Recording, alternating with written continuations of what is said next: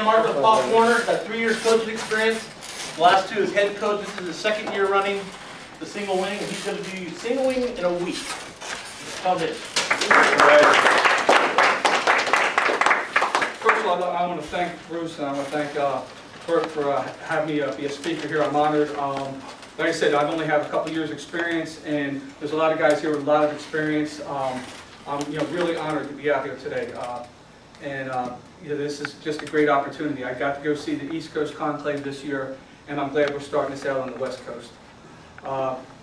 First of all, I'd like to start in the beginning of this. Most of this I'm going to have to go right off of here.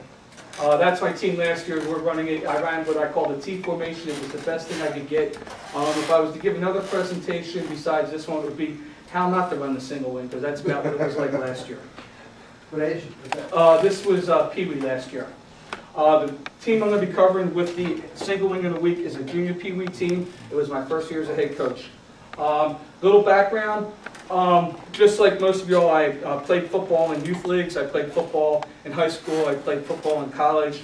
I only did a year in college, and I joined the service, and I had the privilege of being the only Marine on an Army-based team.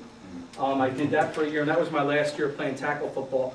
Throughout the rest of my military career, I played some flag because there's a lot of military bases. They just don't play tackle football because of the money involved and the insurance risk, guys getting hurt and things like that. So I did a career in the military and retired about 10 years ago. And when I retired after a couple of years, my wife said, you need to get a hobby. Well, originally I'm from Philadelphia, as Bert already told you about my accent. And so I'm not a big gardener, and I'm not a golfer. And as you can tell by my build, I'm no longer a runner. So I said, I always want to coach football. So I'm going to try coaching youth football. And the first year, I called up my local Pop Warner and put an email in and applied. And, I should have known something was up when I get a call 2 weeks before the season, and it's from the coach coordinator. He says, "Do you want to be the head coach of the midget team?" Now I didn't know midgets from mighty mites. I didn't know what was what, and I said, "No, I really don't want to be a head coach. This is my first year. I'd like someone to teach me the ropes, and I definitely want to be an assistant coach. I want to learn how to do this." And unfortunately, what happened was every coach that coached that year basically was a first-year coach. We had one coach with experience, but he lived on South Bay, and if you know anything about San Diego, San Marcos is at this end, and South Bay is at that end. So he'd only made it up for like 1 practice a week, and he'd come up for games, and unfortunately, he'd try installing stuff right before the game. And it was just really a nightmare. What I have to say about the kids, we finished up with about 16 kids. And as coaches, if I was a coach now, I would have fired me. Because I was one of them coaches that we read about. Just go hit somebody. I was that type of coach because I didn't know any better. I feel guilty for them kids, because I didn't really teach them a lot. But what I feel proud about is most of the kids who stuck with that team have played high school football. And they've been on successful teams. And I got to see them play as JVs this year. And a couple of them were actually playing varsity at Mission Hills. Mission Hills is a brand new high school in San Marcos. And I was really proud to see these kids playing. Because what I had heard from some of the dads that I had talked to, because I hadn't seen most of these players, they said the biggest thing was when they got to high school, they knew how to hit and they were enthusiastic about the game. And a lot of these guys were first-year players, my first year coaching. And if I didn't get anything across from them, the most important thing as coaches, if we get across the players the love of the game, then 20 years from now, they're going to be in these rooms here. And that's about the biggest thing I got. So as I got to the end of my first year, I decided, I talked to the president of the organization. I said, I'd like to be a head coach next year. Trust me, I will work on this as hard as I can. I'll learn a lot of stuff. And I had already started learning things. I taught a kickoff coverage wrong, and the coach who was from South Bay, Howard, he said, you taught that all wrong. And I said, and that's how bad it was. We got an argument on the sideline and said, if you would be here during the practice, maybe you could teach me that. I don't know, I'm learning. But what it did was it prodded me into getting on the net. And I got on Coach Wade's site, and Coach Wade's site had a kickoff thing, but he also had these offenses. And I started seeing this thing called a double wing. And I looked at the double wing, and I think, personally, the best line you can run on defense is a 5-man line. I see this double wing with 2 double teams at the point of attack, and I'm like, oh my goodness. And I see all these guards and tackles pulling through the backside. I said, this is a pretty good offense. And he cites this thing called Delphi Forum. So I go on this forum, I see this double wing site, and I see this single wing site. Well, I'm looking at these 2 offenses, and I'm like, I want to run one of these 2. And I read Reed's book by this time. And I'm like, and he talks about getting a contrarian offense, because we ran a spread my first year as a midget coach.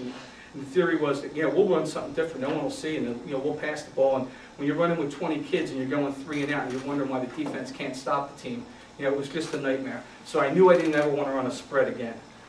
So I looked at the double wing and I looked at the single wing, and I chose to go with a wide style double wing. And the reason I chose it was because, to me, the material is easily available. Not knowing what I know now, knowing how single wing coaches are, they'll give you the shirt off their back if you're going to run this offense. I've gotten more stuff free from Coach Ward, Coach Kingwing out in Iowa running this. I got more stuff from people here, now that I know. And I learned how to use the interlibrary loan, and all the classics are in interlibrary loan. And if you've gone to Adam's site, the Snap and Go site, I did an article on how to do interlibrary loan if you're looking for material, because it's real easy to get the stuff. And it costs $2.50. And you just go to Kinko's, or go like me, I go to work and burn the stuff off, and then I have it forever. The old books. So I decided with the Wyatt double wing, because I thought it was easier. And I bought the Wyatt videos, and I bought Kevin Thurman's videos, and I brought my coaching staff in, and they were coming up for Mighty Mites, and I was getting a junior Pee Wee team. And they were like, they weren't as enthused about it as I thought they would be. So we did run it, we had some problems, but the biggest problem I had was the guard tackle pull and the quarterback spin mesh. I tried doing what I've heard before, coaching the line, but when I was coaching the line, the backs just weren't getting it done, so I went to the backs, and I couldn't be in both places at both times. And most of the time I spent the year in the backs with the backs, but I couldn't get the quarterback spin mesh and the guard tackle pull. And the two biggest problems I had was, and both were bad. One was either the quarterback would pull out early and we'd drop the ball on the ground, and I'd start hollering and screaming. And originally I started doing 5 push-ups for every time we dropped the ball, because that's how many yards we were going to lose or something like that. And that wasn't working. So then the next thing I do, I try a more positive approach. I just have the guard or the center and the quarterback snap into each other, 5 times for every time we drop the ball, and it was still happening. That was the one bad thing. The other bad thing was especially on the superpower, and that's the double wing. If you can't run the superpower, you can't run the double wing. The biggest problem I had with the superpower was when the quarterback would stay in there, the offside guard would literally stop, take a step, wait for the quarterback around. He comes out, and if you haven't seen it, basically comes out with the formation, and he shows the different formations, and he shows his first play, he shows a 48 sweep. And his 48 sweep, I was like, oh yeah, that looks just almost like the double wing sweep. Then he goes into his power plays, and Clancy's a big power guy, even in the double wing and with the single wing. And when he showed his 46 power, I'm looking at this, I'm going, this is the same blocking that's on a double wing. It's the same exact blocking I'm teaching. Doing the double team at the tight end and the tackle, depending on if they're in a 5, and they're doing the double team with the guard in the center, and then they're pulling the backside and the end shoe shine. And so it's like the same blocking. I'm like, I could teach this. I said, well, I got 2 games, but we'll see how it goes. So I decided, when we get back for the last 2 games, I'm going to look and see how it works out. So, we're getting ready to prepare. And the first thing I want to do, and the most important thing in a single wing offense, we all know, is the center snap. And I use the Aldrich style snap. And if you're coaching youth football, I think it's the perfect snap. Most of us were taught the snap where you hold the ball with the laces with your throwing hand, you put your middle finger on the seam, and you snap it under. And that's the way I was taught, because I played a little bit of center here and there.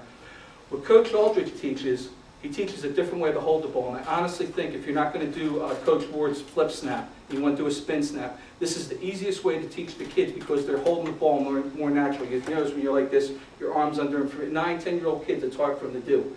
So the way Coach Aldrich teaches, if you have the laces going down here, the first notch of the lace, you put your throwing hand thumb inside that lace and wrap your hand around the ball naturally, just like you're going to hold it normally, except your thumb's in there. With your left hand, it's what you call your guide hand. You wrap that thumb at the bottom of the laces and wrap your hands around naturally, and you just spin it like you normally do. So when we get out to practice that week, and we're doing for extra points, our center was hit and miss. 9, 10-year-old kids that hit and miss on the center. I showed him this snap. We practiced a couple times. We started doing extra points, and his dad was the line coach. His dad comes up and says, "Tom," he said, "what did you do?" I said, I got this book from this guy who teaches a different style snap, and I thought for young guys it'd be perfect. He says, "Man, they're the best snaps Christian's had in 3 years." So I finally had a snap down, and I was able to teach my backup center how to do it. And the other thing was, if I was going to go to this thing, if I was going to try to put this in, I was going to read the team morale. I wanted to see how the team morale was.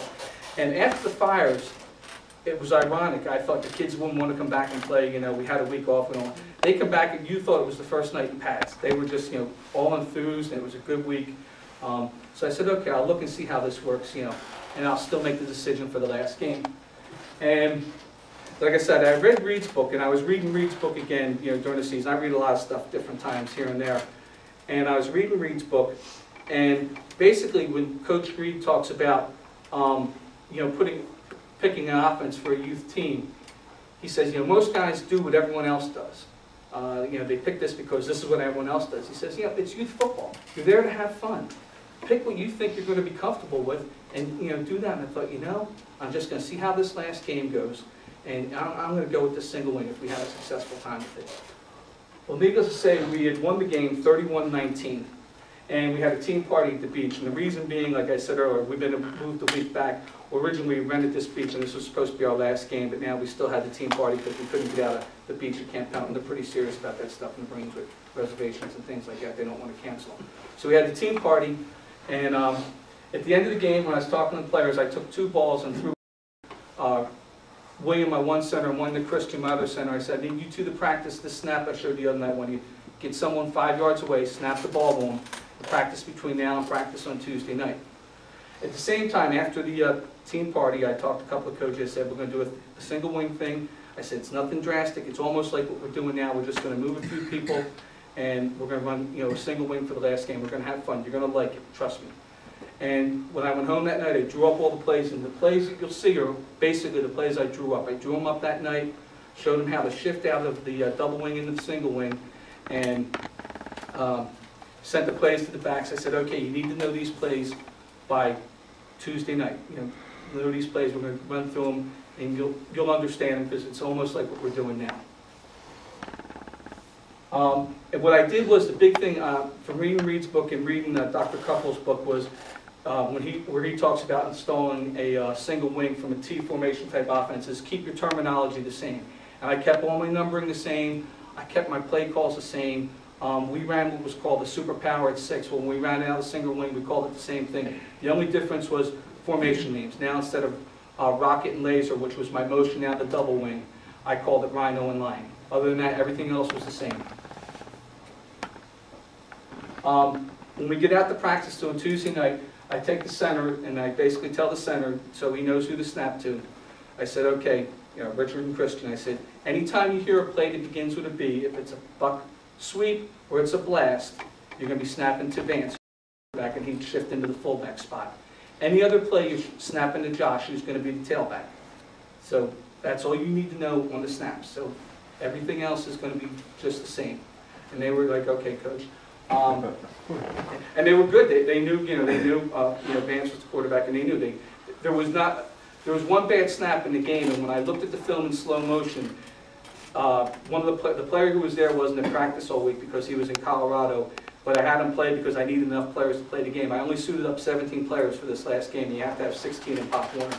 Most of the kids were gone at that time because we had been pushed back a week. They thought the season was over, and you had kids going with their fathers out of dual families, and you had other kids that were going on vacation.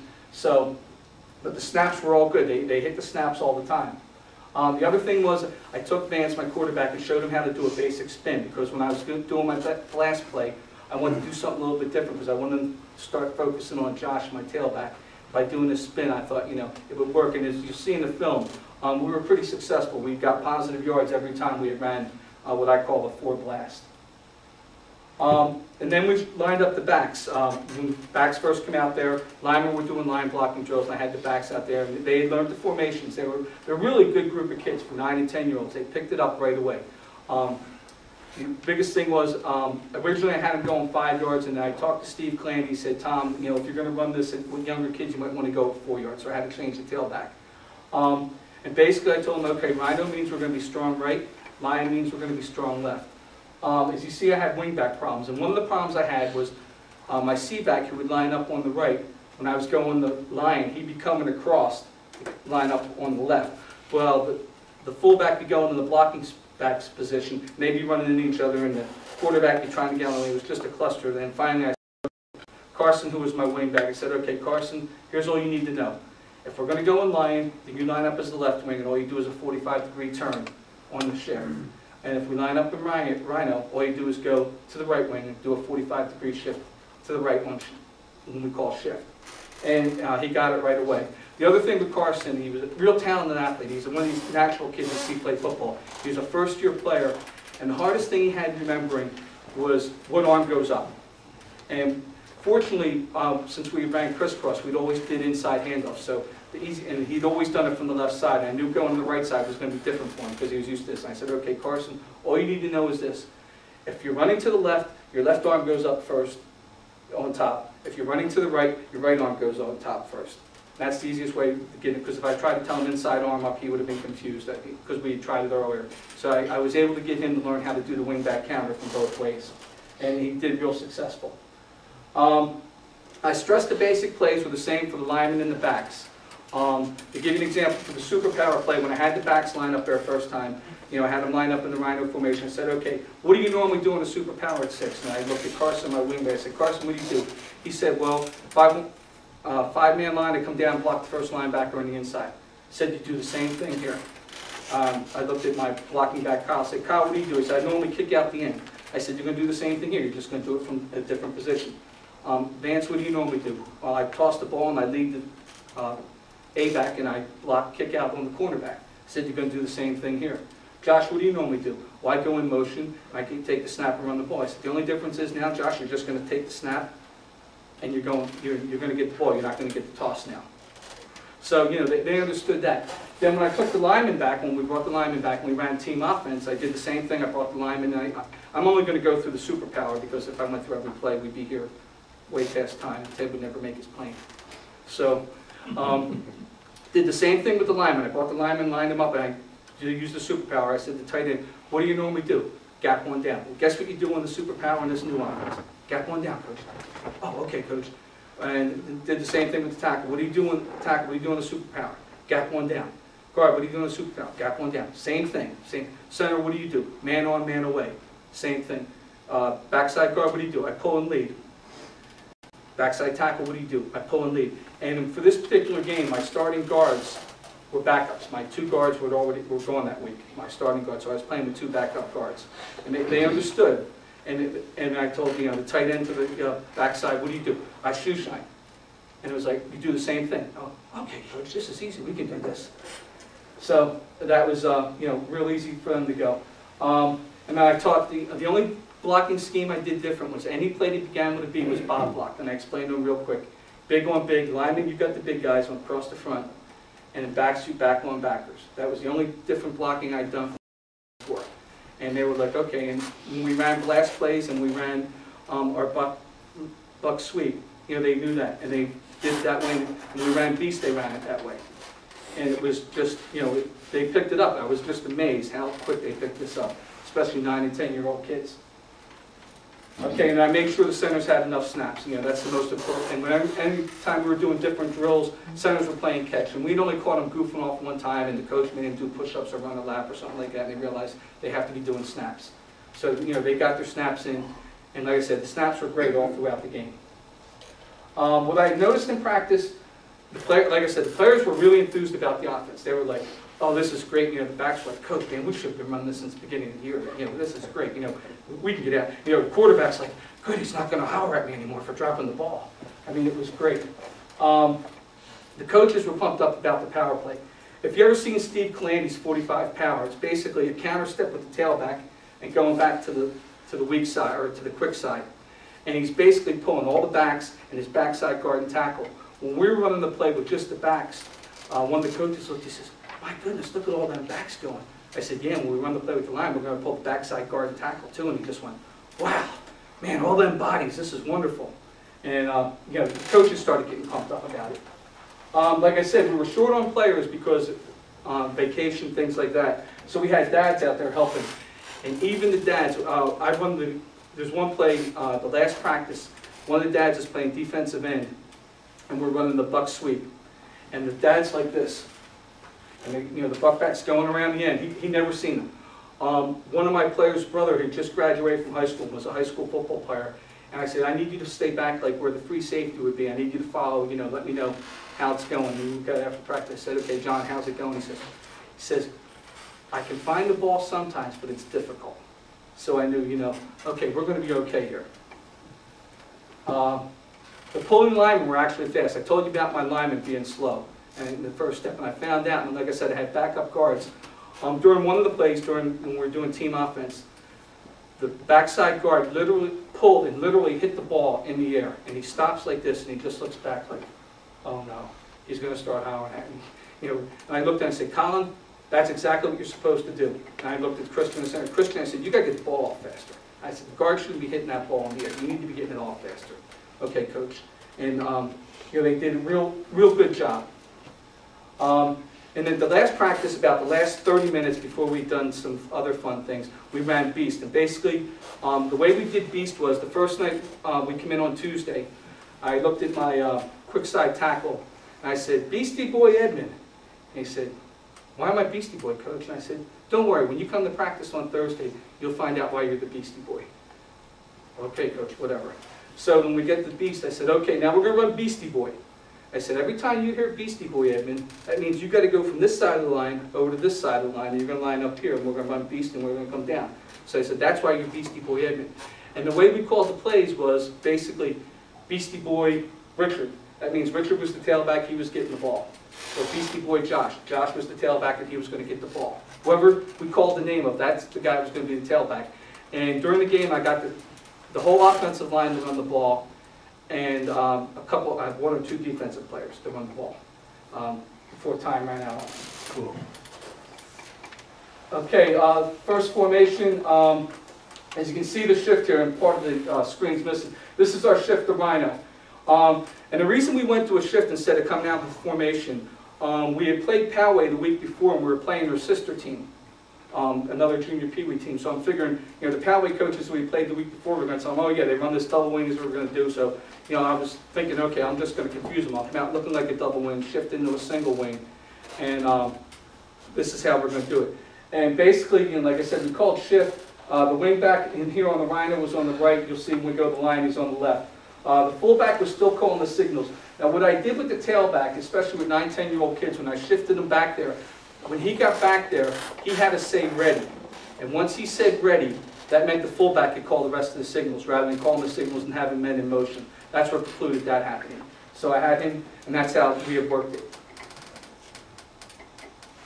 Okay, this is the shift, the lion. As you say, I have the wing back on the left, and all we did was do a turn. Originally, we had wings facing in, and we changed a couple games in the season because the backs could seem to get in motion faster when we went with back straight. They were more fluid than doing the shuffle steps, so we went wing straight. But when we went back to this, I went to wings because, as Steve says, especially when you're running your blast play, it gives your wing back a good look at who he's going to block on that middle linebacker when he's coming through the hole, because he'll be your lead on your blast play. You don't have an unbalanced line? No, it's a balanced line. Steve Glandy runs a balanced line single wing. And if it would have been unbalanced line, I wouldn't have put it in, because, like I said, as you can see the similarities between the double wing and the single wing. And how easy it was to shift. First play is, like I said, the base play in this offense is the superpower.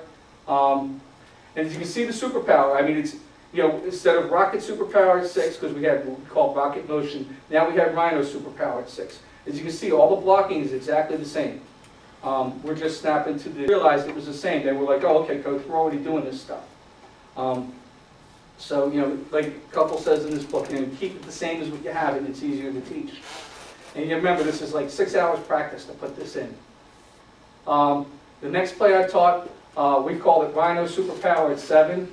The big thing, the only difference between this and the biggest thing you have to teach the kids, and Steve Glandy stressed this on his tape, if you see the fullback, he has to take a step forward before he comes across, because if he comes straight across, he's going to hit that ball, and it's not going to look real ugly.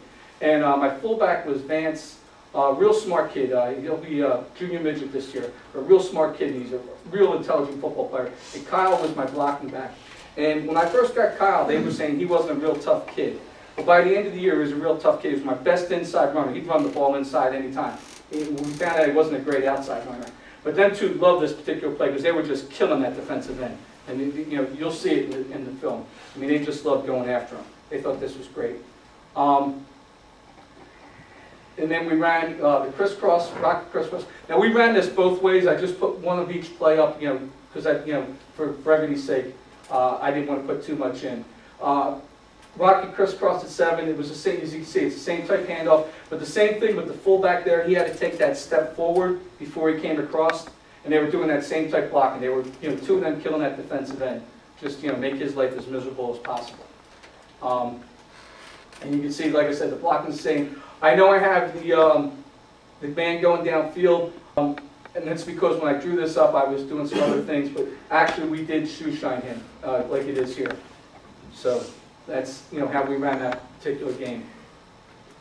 Okay, the blast. We called it Blast at 4.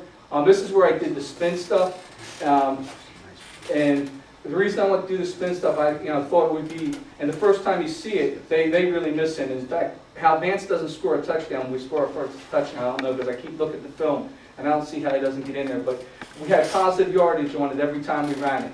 It was a real impressive play. So we just lasted 4, and basically, during this particular game, I didn't pull the guard. This was like I was getting ready for the next season. If I was going to run this again, I would have pulled the guard like Steve Clancy does. I actually didn't have him pulling the one man. He wasn't pulling on that particular play. I was just leading through with the blocking back and the wing back. And like I said, there's Bob blocking we used on this, and they understood the concept. And this is the beast. This is the puck sweep. I got this basically from looking at Tom Lewis's stuff in Plymouth, Ohio. I had seen this, and part of it's also stuff I had seen Bruce's fat formation. He does something similar out of this, and I like this play. We had tried it in the scrimmage, and it went for a touchdown. I thought, you know, we're going to do this again. Yeah, I know the tailback should go the other way, and being that the stupid coach who drew up these plays did it that way, I thought they'd be so focused in on my tailback, Josh, that I'd send him the other way, and they'd go that way and open up. And if no one would, after seeing the film, if I would have sent Josh that way and made the block, we'd have sprung this a couple times, because a couple times Kyle was just one man for breaking this big time. We got positive yardage on it, but we never got the big plays I thought we would get. And the Beastie Boy, like I said, we put this in the last night. We did the Bob blocking. As you can see, this is unbalanced.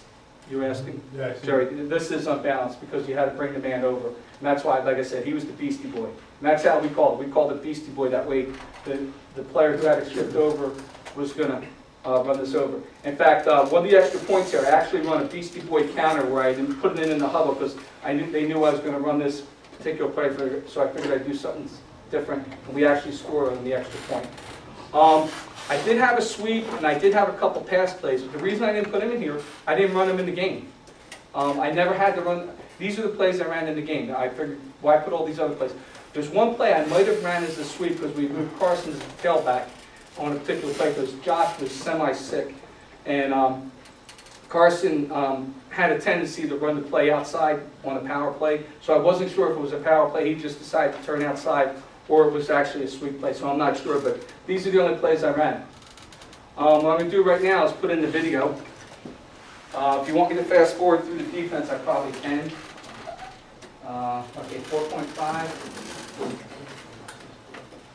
That's it. Okay, PCR.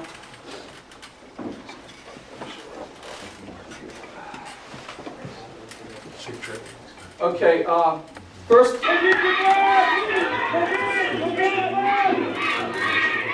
This is Josh, number 3 is my first play we run is that we ran Beast just to get him used to running the offense. Every back runs the ball out of Beast.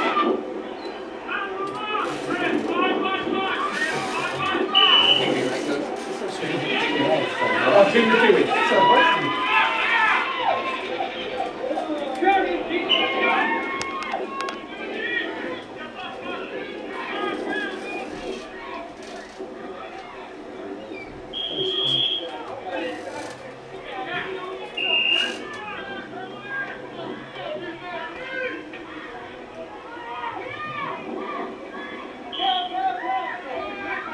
Now, why we might have a double wing this particular play, I don't know. Vance just missed because we were using risk coaches, and he called the play, but that was our 6G. Now they shift, and this play doesn't break because you'll see two guys block each other. Vance goes the wrong way.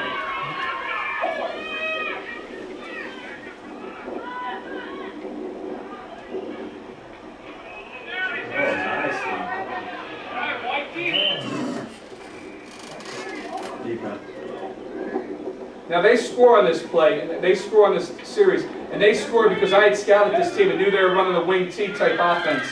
And he put in a single wing also for a couple plays, and he scores on an unbalanced single wing sweep where our kids don't shift over, and they weren't used to seeing it.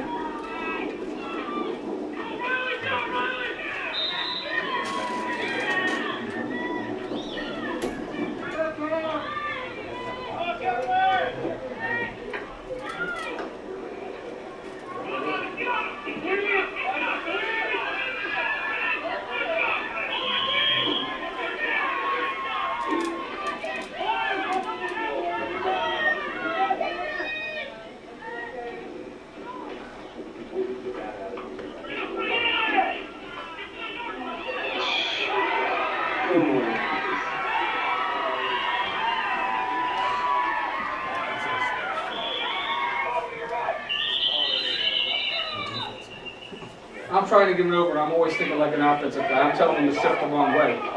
So I'm looking at their offense.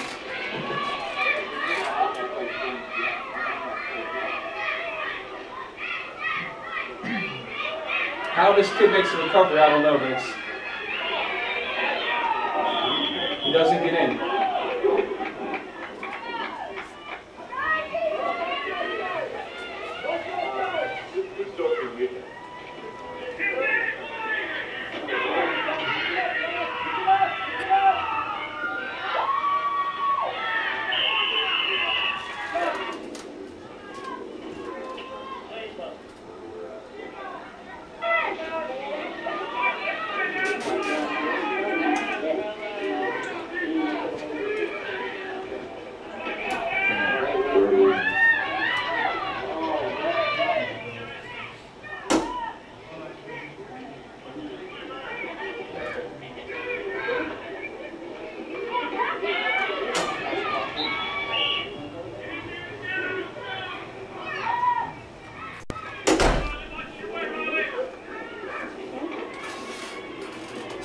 For some odd reason, Vance doesn't do the spin there, but we still get the first down for the positive yardage.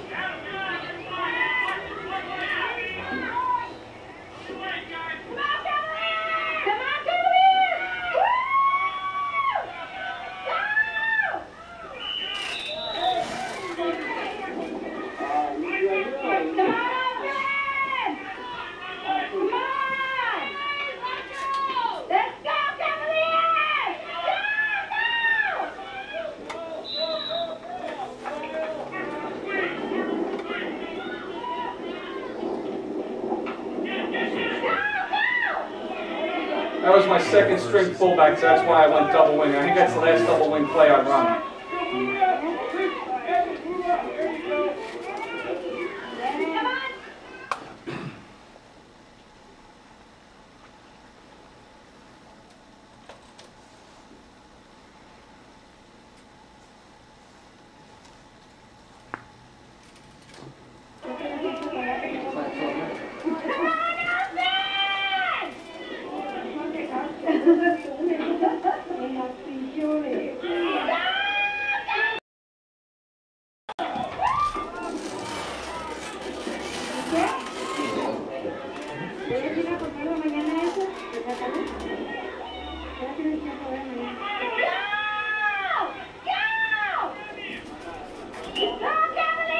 There's the spin.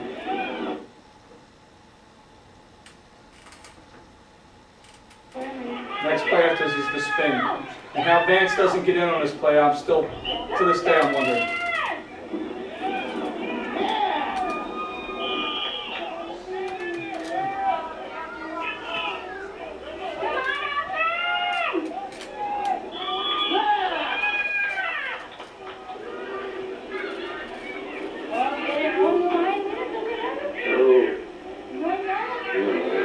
Coach would pick that play would be fired.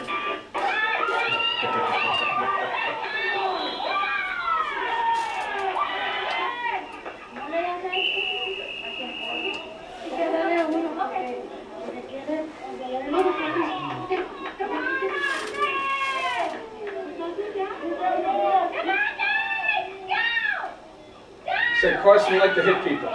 He wasn't big on dodging.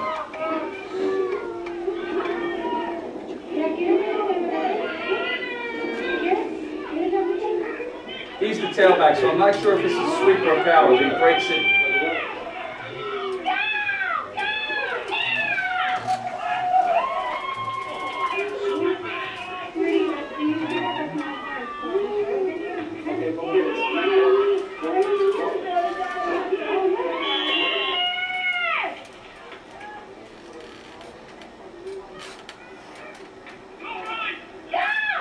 One man again.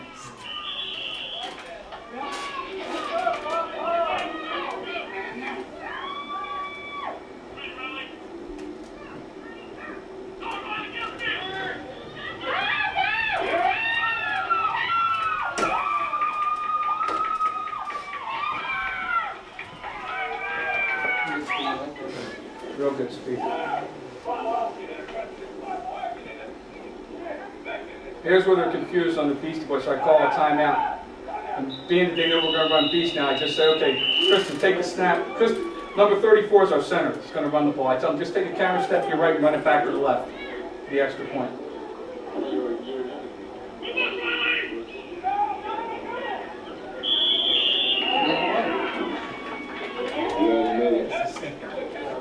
He's like, man, I should have that kid fullback all year. One of them.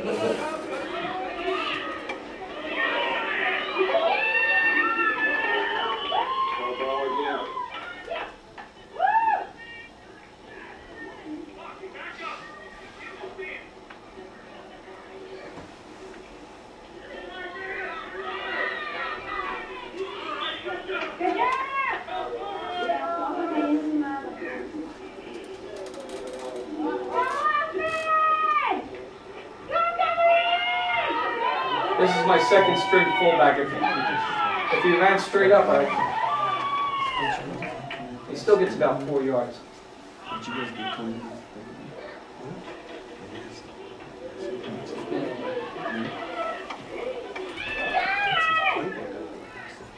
That's pretty good, 1 week.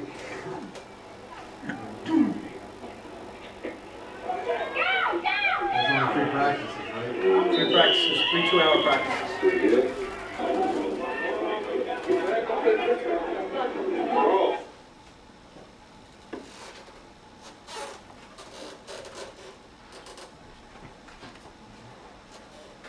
This is the second half. They get a drive here. One of the plays, they got a pass interference play to keep the drive alive. I still, to this day, think it's a bad call. What defense do you run on that? We were running 5-3 in a GAM. This year, I'm probably going to try to use a 4-6 from Calamdy's 4-6 and Clark Wilkins's 4-6. I'm a gambler.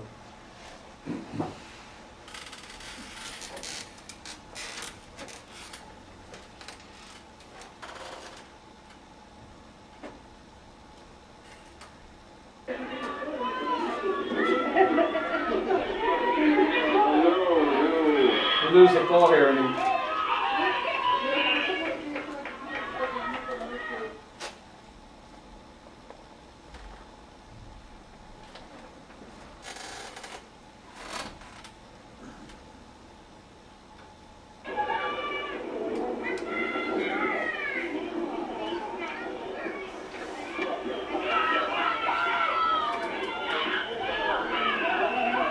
the 37 was normally my blocking back. Like I said, Josh was getting over some stomach problems, but 2 touchdowns normally breaks out.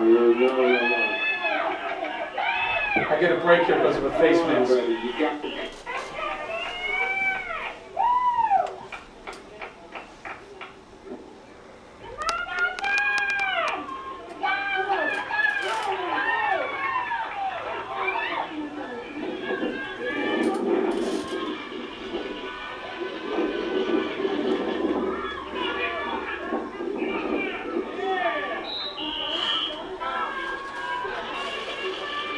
This here, because I know Josh is winning, I'm running mostly buck sweeps.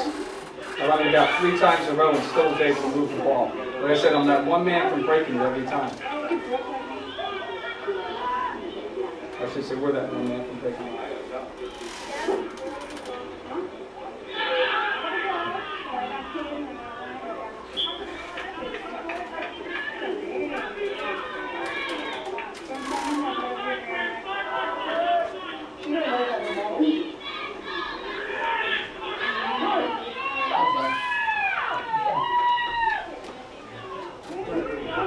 Lawyer was this his first year.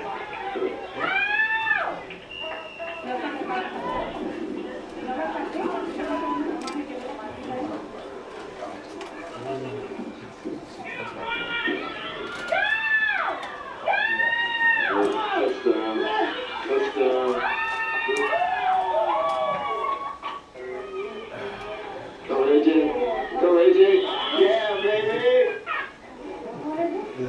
Okay, when the defense is out there this time, basically I told the defense, we stop them with 4 downs, we're going to run Beastie Boy the rest of the game.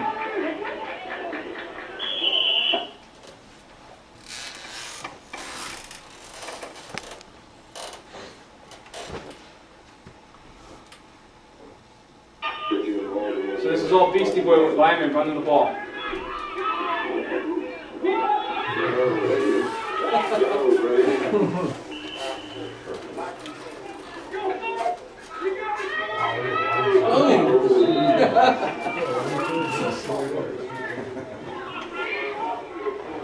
You catch, I think.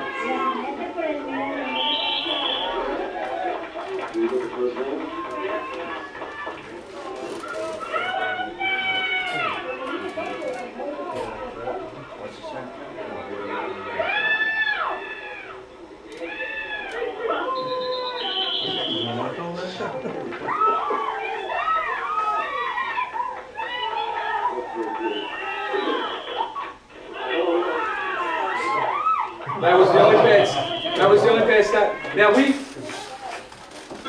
we ran a spin-a-rooney where, if I would have thought about it now, I would have ran Josh with the spin-a-rooney, but I forgot about it. I just tried to run the what's his name, the